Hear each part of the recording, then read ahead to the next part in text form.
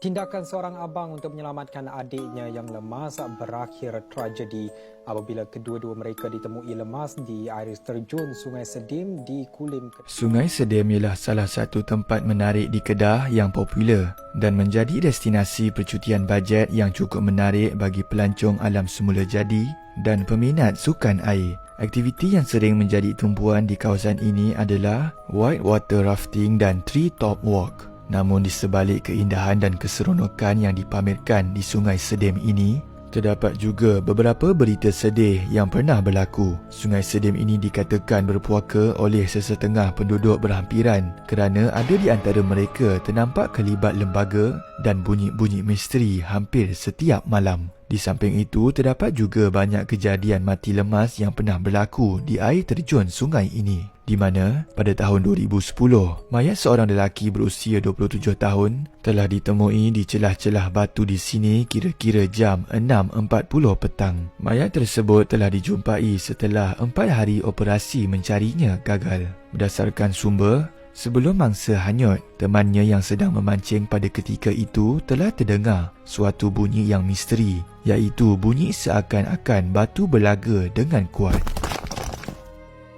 Selain itu, pada bulan Februari tahun ini juga, dua beradik telah mati lemas, iaitu abangnya berumur 33 tahun dan adiknya berumur 25 tahun.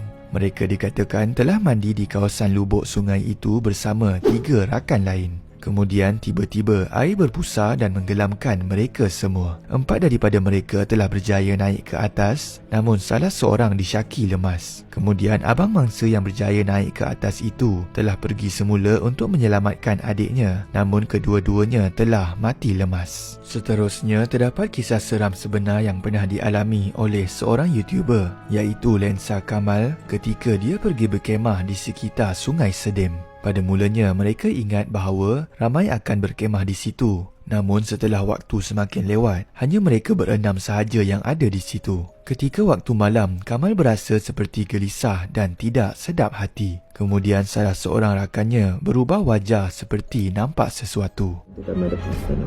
Kamal tadi sampai merah berayak. Apa bayangkan sampai berayak, Kamal tak bisa tengok.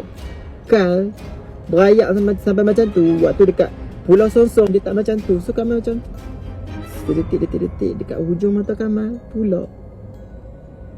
Kamal terasa macam ada benda duduk tengok kami.